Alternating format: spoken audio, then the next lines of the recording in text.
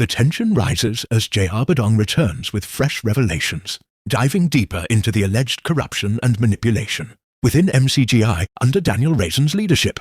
This time, the spotlight is on Stella, a key figure accused of spreading falsehoods and undermining Badong's credibility, while allegedly acting on orders from higher-ups. Badong doesn't hold back, exposing how Stella has been slandering him to fellow members, even turning those he helped against him. But the drama doesn't stop there. Badong hints at even darker secrets, including claims of financial mismanagement and the exploitation of loyal members. With accusations flying and tensions escalating, Badong challenges Razon directly. Sige, magharap tayo sa pasalamat. Bigyan mo ako ng airtime. Will the truth finally come to light, or will the walls of silence hold firm? The battle for transparency intensifies, and the stakes have never been higher. Stay tuned. This is just the beginning.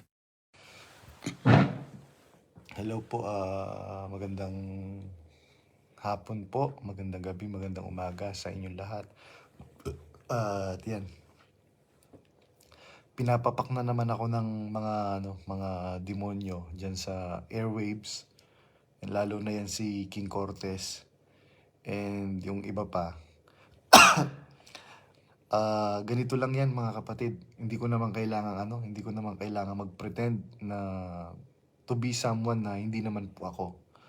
Natural, tao ako, nagkakamali at nagagalit pagka pinrovoke. Ganyan po yung ugali ngayon ng Alam ko naman wala naman silang access sa akin aside sa kasama ko. Alam niyo po ba, itong kasama ko na to, pinagsisira niya ako dun sa mga kapatid. Especially dun sa kapatid na binigyan ko ng ng negosyo sa Pilipinas. Sinabi sa akin nung kapatid na sinisiraan ako nitong Estela. And naman mga kapatid, wala naman akong doon. Tsaka kung merong walang utang na loob, hindi ako yon. Si Estela po, hindi naman po siya ang unang napunta po dito, mga kapatid. Ang una pong nakapunta dito, yung si Sis Gemma, na kasama din namin sa Macau. At yun, sinisiraan niya yun sa akin and vice versa, sinisiraan ako ni Stella doon sa kapatid na yan. Well, wala naman akong pakialam doon. Bahala silang manira. Isa lang ang bagay na maliwanag sa isip ko ngayon, talagang merong demonyo na kumakaladkad sa mga tao sa paligid at gusto akong igiba, mga kapatid. Hindi naman ako magpapagiba basta-basta, mga kapatid, kung ganyan lang ang gigiba sa akin. Di bali na lang. So, ganun pa man mga kapatid, going back, marami po kasing maraming sinasabi itong si Daniel Rason na talagang ang mga kapatid na pipighati na sa pakikinig sa kanya. Mga kapatid, lalo na itong sinabi niya this recent prayer meeting na pag daw nagsasalita siya ng katotohanan, ginigiba niya yung kasinungalingan. Mga kapatid, sabi nga nung Sis Nikki, akyat ka uli, inihintay ka ng mga kapatid, natuwa sila sa'yo. Sa naputol po tayo kanina Sis Nikki. Yun po mga kapatid, marami po kasing kasinungalingang ginagawa itong Daniel Rason, and alam na alam po niya na wala naman siyang magagawa sa mga sinasabi ko. Kaya ito pong kasama ko na dito na Pilipino, ito po yung dinidemonyo po nila ngayon para i-provoke po ako, mga kapatid. Ayan, nanonood si Sis Gina ngayon na kasama namin sa Macau. Sabi nga niya, pagka ako binanggit niya sa live niya, makakakita siya ng hinahanap niya. Ganyan po kasing mga kapatid ang nangyayari. Instead of promoting peace, si Daniel Rason is provoking people, is encouraging people to fight with each other, to hate each other, mga kapatid. anin ko lang po si ano, si Sneaky. Nikki. Ayan, in-invite kita si Sneaky. Akyat ka po uli. Naputol po tayo kanina kasi nawalan po kami ng ano ng connection. Lahat po ng ano, palipat-lipat po ako ng hotel nga kanina. Maghapon halos na walang connection lahat ng mga hotel po dito. Yan. So, si Sneaky, nag-send po ako ng invite sa inyo para umakyat po kayo sa live video.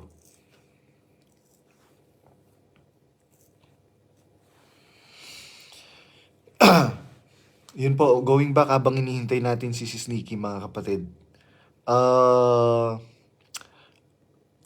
Mahirap po kasing ano ngayon, mahirap yung laban ngayon, lalo na itong si King Cortez na to, merong pinost yung Estela na pinapasara yung hotel. Kailan ba yun pinapasara? Nung naghihingalo itong asawa ng boss namin. So out of context itong pinagbibigay nitong Estela na mga proof daw against me. Wala namang siya maipaw. Kahit halughugin yung CCTV camera, wala po silang makikita, mga kapatid, na ipupukol po nila sa akin. Ganun lang naman yan eh. Kaya po ako matapang dahil alam ko yung ginagawa ko po.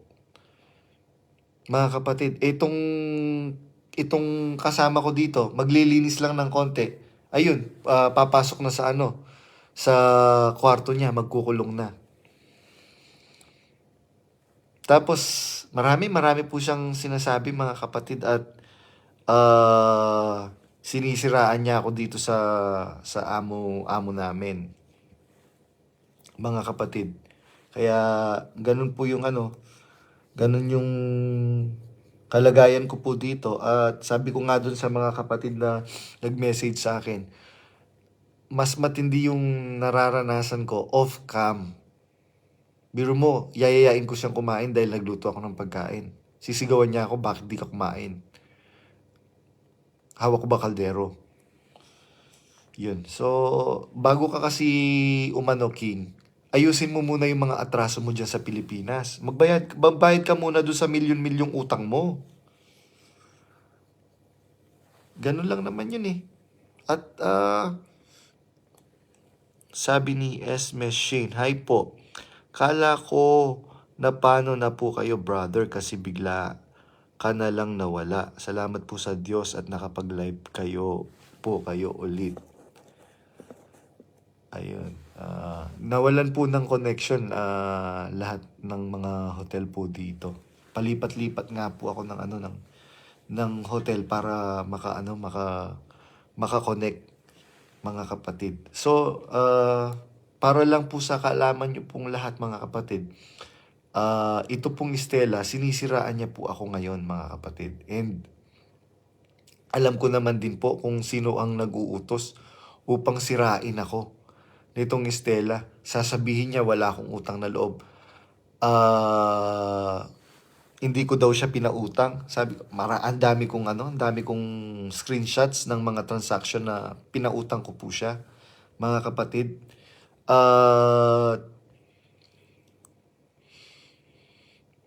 Paano ba? Hindi naman po kasi siya ang unang nagpunta dito. Merong pong sa kanya, merong nag-refer sa kanya na kapatid. Kaya kung merong walang utang na loob, hindi po ako yun, mga kapatid. Itong si Estela ang walang utang na loob. Biro mo, sisirain niya sa akin yung kapatid na tumulong sa kanya. Tapos sisirain ako dun sa kapatid na tumulong sa kanya. Sabi ko nga dun sa kapatid ng kapatid, ayun, nanonood sa akin ngayon si Sis Gina, na sabi ko, wala akong sinasabi dun sa kapatid mo. Sabi ko nga, dun sa, ang daming tulong na ginawa sa akin si Sis Gemma.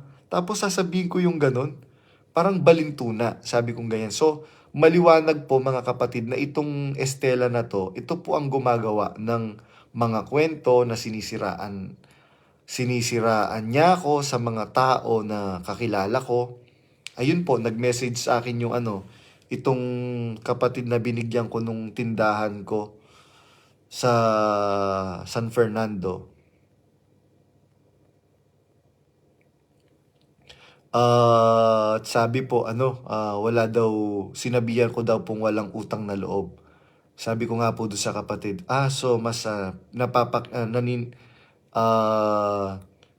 pinapaniwalaan mo siya. Sabi ko, okay lang yun kung mas kapanipaniwala naman pala siya para sa'yo. Sabi ko ganyan. And sooner or later naman po mga kapatid, lilitaw din naman po ang totoo. Hintayin nyo lang po mga kapatid, lilitaw yan. Kaya ako, chill lang naman po ako.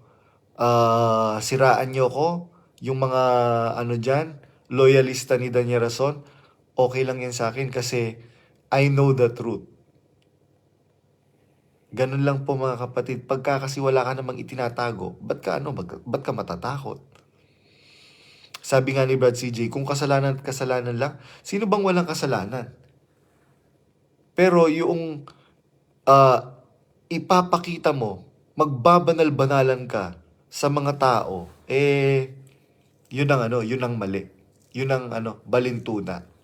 Kaya sabi ko nga po mga kapatid, mas mataas ang tingin ko ngayon sa mga tao na wala sa loob ng MCGI, na mga totoong tao. Kasi maghanap ka po ngayon ng number 1 mga plastic na mga tao nandyan sa MCGI, mga kapatid. Yan, unang-una na yung royal family. At ako naman, nagpapasalamat ako sa Diyos dahil mga kapatid, yung mga namblock sa akin na tinuring kong mga pamilya na dyan sa MCGI, unti-unti na po silang naliliwanagan. Yun, meron nang nagpa-add friend uli sa akin, at nagpapasorry. Yun. Sabi ni Brother Tom Gabriel Cuando, maling aral daw po pakikinggan dito. Iba maling aral po bro. Yung dapat iwasan, hindi yung issue ng dapat resolbahin. Exactly. Sabi ni Brother Wally Billones, shout out Brad Toby, Brad Jello, Brad Ray, Sis Angela. Shout out sa nagtitik-tik. Bro, lumalaban daw tayo sa aral. Wala po tayong nilalaban ng aral, mga kapatid. Sila po ang lumalaban sa aral, mga kapatid. Malinaw na malinaw ang sabi ng Biblia, ibigin ninyo ang inyong kaaway. Idalangin ninyo ang sa inyo'y umuusig, mga kapatid. Nakita nyo naman po yung video kahapon namin ni Brad CJ. Nakikiusap naman ako dito sa Estela na kasama ko po. Dahil ang ingay po. Meron nga pong mga kapatid nag-message sa akin. Akala po nung nanay ko, matanda na siya, akala niya ang may diferensya yung cellphone niya dahil may nag-iingay. So, talaga narinig ng mga kapatid at nakiusap naman ako na kung po pwede, wag maingay. Narinig nyo naman yung narinig nyo naman po yung sinagot sa akin. Kasi ganun po yung ginagawa niya po sa akin mga kapatid. Basta meron po akong kausap sa cellphone, tatabi po yan sa akin, maglilinis kunwari sa malapit sa akin na naririnig niya. Mangunguha ng information. Hindi naman po ako tanga sa mga ganyang sabi nga ni San Pablo, hindi kami tanga sa mga lalang ng demonyo. Lalang po ng demonyo yung mga ganyan, biruin mo. Tapos ito po, nakaupo siya dito 3 days ago. Nakaupo po siya dito. Andito po kasi yung switch dito sa likod ng upuan. O-open ko po yung ilaw, nandito siya nakaupo. Yung cellphone niya, pinlift niya, sabi ko, may itinatago tong babae na to. True enough mga kapatid, ganun nga. Lumilitaw yung totoo unti-unti. Tapos yung pinost ni King dun sa comment section na Ano sabi ni pinapa-close nung anak nung boss ko yung hotel. Totoo po yun, pinapa-close niya dahil, ano po, naghihingalo during that time. Itong asawa ng boss po namin. So, out of context yung itong inaano nila. Ganun lang naman po mga kapatid. So, going back, ang kalaban po natin dito mga kapatid,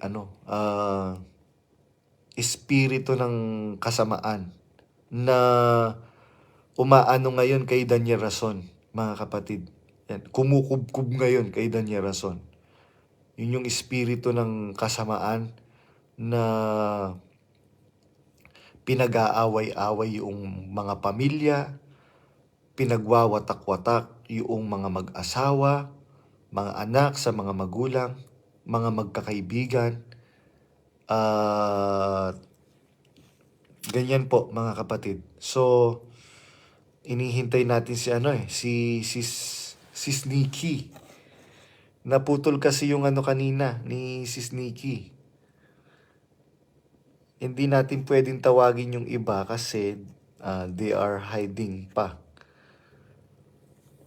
So, si Sneaky lumantad na siya. So, si Sneaky lang yung po pwede nating tawagin. At saka ang ganda nung usapan kanina about doon sa ginawa sa kanya. Tama po yung sinabi nyo kanina si Sneaky na kung merong dapat ngang itiwalag itong si yung tatay ni Daniel Rason. Katiwa-tiwalag yun, biro mo nang bababae ka. Sino pa? Itong panganay niyang anak, yung Daniel Jr. Biruin mo ay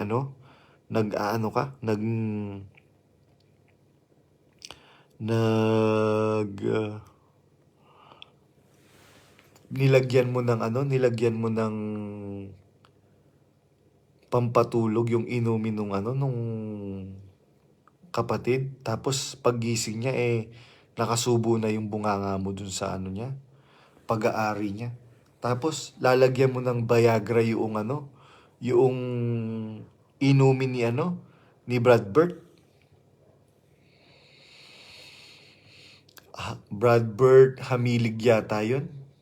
Yung taga-kusina. Kaya hindi daw nakatulog yung si Brad Bird dahil nakatayo yung niya, pag-aari niya magdamag.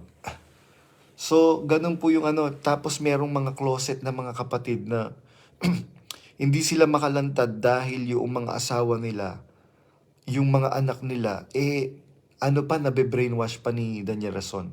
Kaya po ang magandang gawin po natin mga kapatid, spread the news that this Daniel Rason is an antichrist. Maliwanag po mga kapatid na antikristo itong si Daniel Rason.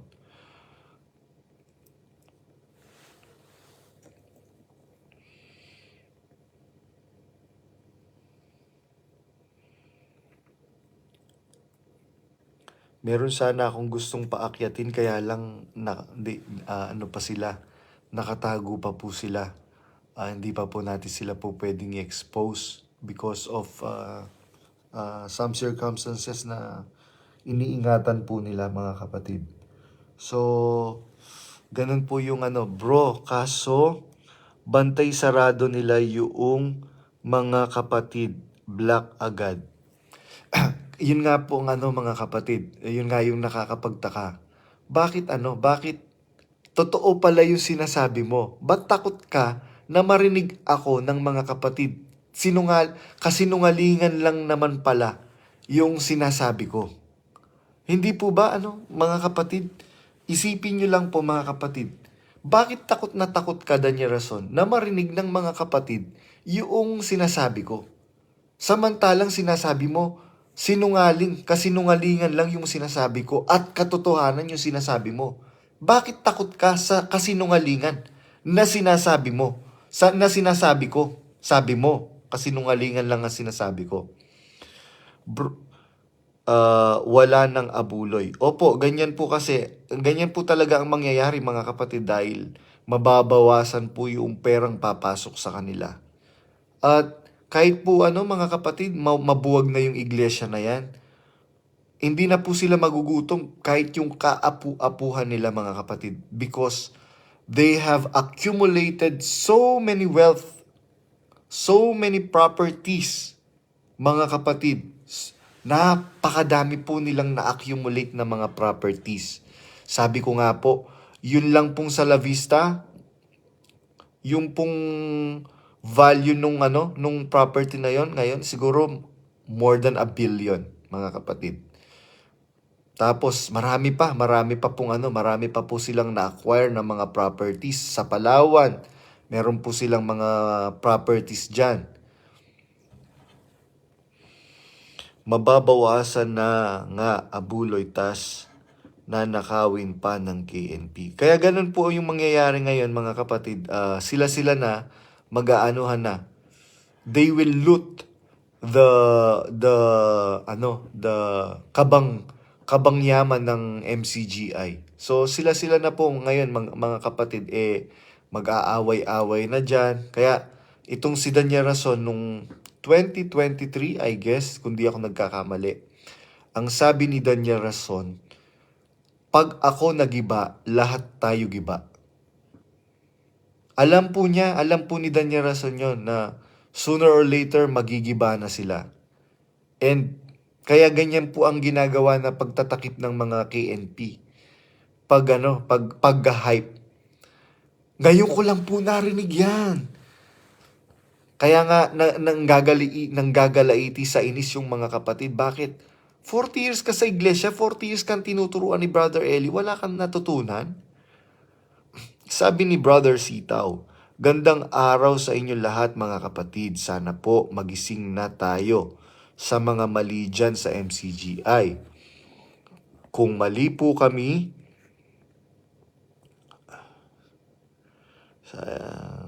sa MCGI, kung mali po kami sa mga sinasabi namin, ask nyo si kuya nyo.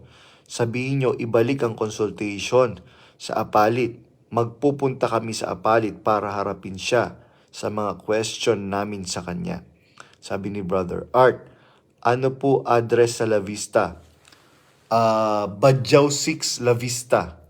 Mga kapatid, yun po yung address sa sa La Vista, Badjao 6. Kahanay po siya nung street ni dating Pangulong Gloria Macapagal Arroyo. Sabi ni Brother Wally Billones, pinapalabas nila naninira tayo. Useless magpaliwanag sa mga kapatid, sarado mga isip, loobin, mabuksan isip nila. Kakabobo lang. Basta po mga kapatid, ang isang bagay lang po na masasabi ko, pakitaan ng mabuti. Sa bagay, ako po itong kasama ko dito, napakarami pong mabuti na pinakita ko na po sa kanya mga kapatid. Pagka nag-grocery ako, kasama po siya binibigyan ko po siya sa mga binibili ko. Tapos sasabihan, ilang beses ko po siyang pinautang. Sasabihin po niya, wala daw po akong utang na loob. Sabi ko nga, anong gusto mong pagtanaw ng utang na loob ang gusto mong gawin ko? Lumuhod ako sa harapan mo. Ganun lang naman po mga kapatid Sabi ni Brother Tom Gabriel Cuando, 1 billion pesos, imagine, apo mo na hindi pa nailalabas, di pa maubos. Baka magkaapo pa yung apo, kawawa mga kapatid, totoong sumasampalataya. Makasunod lang. Sabi ni Sis Nikki, next time yung kaputol po, loobin po, maybe tomorrow yung nag-aabang po. Yun, sabi ni Sis Nikki. Hindi ka po pwedeng makakyat ngayon, Sis Nikki. So, yun po mga kapatid, ano lang naman po yan It's a matter of truth and lies. Mahirap po kasi yung mag-pretend na nagbabait-baitan mga kapatid. Nakita nyo naman po kahapon. Hindi naman po ako kailangang magtago. Ganun po kasi natutunan ko kay Brother Ed, pagka galit-galit. Nakikiusap ka tapos biglang sasabihin ng kung ano-ano. na out of context naman. Tapos ipapamukha sa akin na wala daw akong utang na loob. Kung meron pong walang utang na loob, siya po ang walang utang na loob, mga kapatid, dahil tinulungan lang din po siya nung kapatid para makapunta dito. Tapos sinisiraan niya po yung kapatid na yon. Di po kasi maririnig ng anak ko po. Okay po. Sabi ni Brother Ernesto de la Cruz Kailipan, Brother Badong, Brother Junior Badong, medyo nakaka-alarma naman dun sa mga exiters. May mga ginagawa pala ang mga lokal na ipopost yung mga picture nyo after ng pagsamba, tapos ang nakalagay, "Huwag kausapin, huwag lapitan, iwasan." Bakit naman ganun? Yes po. Ganun nga po ang ganun nga po ang ginagawa, mga kapatid, and hindi naman po nila mapapaniwala lahat ng mga kapatid. Marami pong mga kapatid na nadistinuhan ko na hindi naman po nila mapapaniwala. Sabi ni Pot Japot Jopot, "Hello po bro," sabi niya. So, yun. Masasabi ko lang po, mga kapatid, hanggat po pwede po akong magsalita ay magsasalita po ako. Hanggat kaya ko po, mga kapatid. Dahil malapit na rin naman po ang ang summer dito. So mabibisi na rin po ako, hindi ko na rin maluluwaran yung pagla-live ng ganito. Sinasamantala ko lang po, mga kapatid, na kahit papaano, sa abot ng makakaya ko, sa awa ng Diyos, mga kapatid, yung pong mga kapatid kagaya kahapon, na meron akong kapatid na nakausap, umiiyak, sabi niya, nalulungkot ako, akala ko dito na ako mamamatay sa iglesia, sa MCGI. Minahal ko at mahal ko yung mga kapatid. Ang masakit po, yung mother niya, como panatiko, yun, binlock po siya. So, ganun yung nangyayari, mga kapatid. Magulang, anak, magulang, asawa, nagkakaroon ng matinding galit sa isa't isa because of what this Daniel Razon is promoting. Brother, shout out po sa mga kapatid na nasa loob ng iglesia. Alam kong nag-monitor silang lahat. Red tag na ako. Salamat sa Diyos. Huwag niyo pong ikalungkot yan, Brother Wally Billones. Sabi nga po ni Brother Greg Torres, mas masarap ngayon sa pakiramdam dahil namulat ako na ito talagang MCGI na pinamumunuan ni Daniel Razon, hindi na sa Diyos. Kaya, cheer up, Brother Wally Billones, at maging mabuti po tayong tao, may cameraman o wala. Hindi po natin kailangan ng camera sa pagiging mabuting tao. Ang Diyos po, tinitingnan yung puso po natin. Si KDR ang pinagtatanggol nila, hindi po yung aral. Exactly. Hindi po yung aral, kasi yung aral, hindi po natin pwedeng kalabanin yung aral, mga kapatid. Dahil si Kristo po yung aral. Mahirap po ngayon dito sa hotel namin.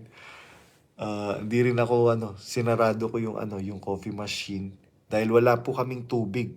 Nagyelo na naman po yung mga pipelines. Ay nako. Problema po ngayon yung pagdumi.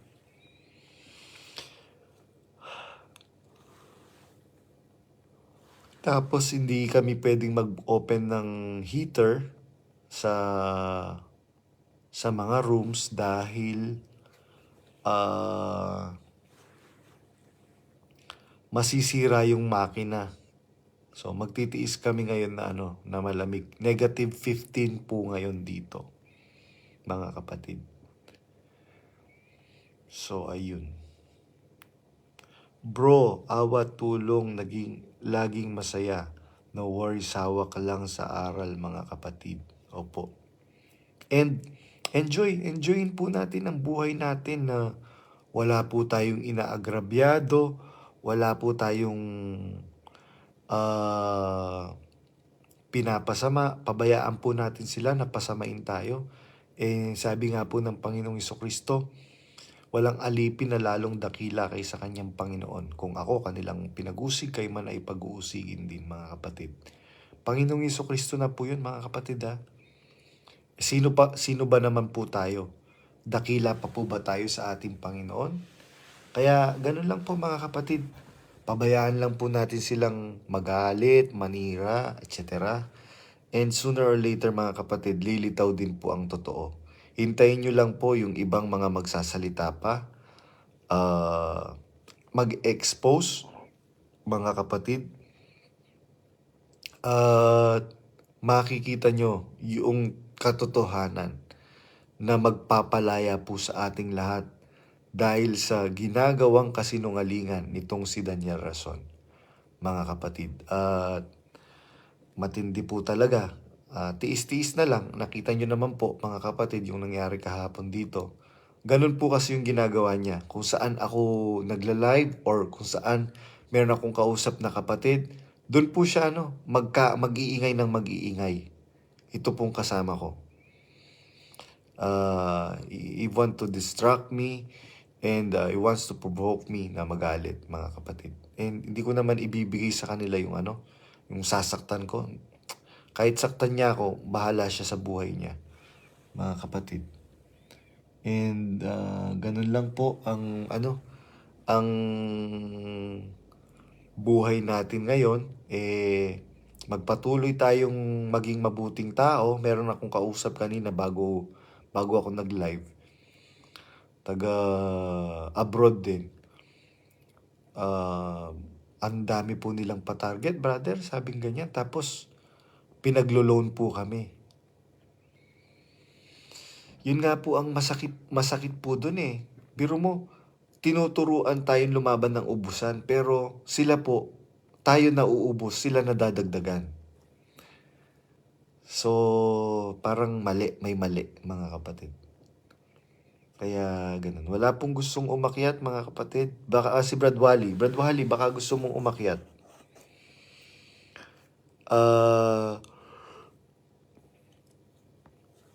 Ayan. In-invite kita, Wally Billones, sa lokal ng Texas, USA. Kung gusto niyo pong umakyat, meron po akong sined na ano po. Ayun, si Brother Wally Billones. Approve. Ay bro, asa work daw siya. Sige po, Brother Wally. Work lang po kayo. Sobrang lamig po dito. Nagyayelo. Nagyayelo po lahat. Lahat po ng hawakan mo malamig.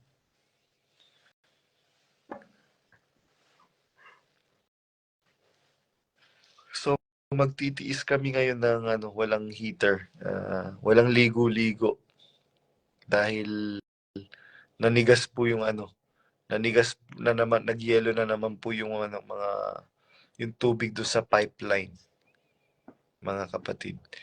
Shout out po bro Galerio D. Gabrang. Yun, mga kapatid. Siguro yun lang po ang later na lang po bro, awa tulong, ingat. Sige po, Brother Wally Billones. Basta ang masasabi ko lang po, mga kapatid, wag po kayong papayag na i-shut down yung karapatan ninyo sa katotohanan, mga kapatid. Ganyan po yung mga takot sa sa sarili nilang multo, mga kapatid. Bakit kung nagsasabi ka pala ng katotohanan, Daniel Rason, ba't takot ka na marinig ako ng mga kapatid? Sabi mo, kasinungalingan lang ang sinasabi ko. Bakit takot ka sa kasinungalingan? Dapat mas matapang ka eh. Kasi katotohanan yung sinasabi mo eh. Sabi mo. Pero, mga kapatid, talagang logic lang ang paggaganahin lang po natin. Kung talagang nagsasabi ng katotohanan itong si Daniel Rason, bakit takot siya na marinig ako ng mga kapatid? Inahamon ko nga siya eh. Sa pasalamat, sige, magharap tayo. Ganun lang naman kadali eh. Sa pasalamat, bigyan niyo ako ng airtime diyan. At makikita mo na niya rason, ipapakita ng Diyos kung gaano ka kasinungaling at gaano ka kademonyo. Mga kapatid, mag-iisip po sila ng pwede nilang ipukol po sa akin yan at pwedeng ipanira. Wala naman po silang magagawa, mga kapatid, regarding dyan. At ang last resort nila, itong kasama kong Pilipina dito sa workplace ko, mga kapatid. Yun na nga po yung nangyayari. He's trying to provoke me and hanggang ganun lang, mga kapatid. Sabi ni Sed Watashi, magpatuloy debate nyo. Pag matuloy debate nyo ni KDR or ni Yuli Brad Badong, ako moderator, sabi ni Sed Watashi. Hindi naman po yan hindi naman po yan lalaban yung mga yan. Unang-una, marami po silang itinatagong kademonyuhan, mga kapatid. Pareho lang sila, si Yuli tsaka si Danya Rason. Marami pong itinatagong mga kademonyuhan yung mga yan, mga kapatid. Takot sila na mahayag yung mga kademonyuhang itinatago po nila. Siguro po hanggang dyan lang po muna ngayon kung wala pong gustong umakyat, mga kapatid. At muli, pagbati ng pag-ibig at kapayapaan sa atin pong lahat mula sa Diyos at sa Panginoong Hesukristo. Amen.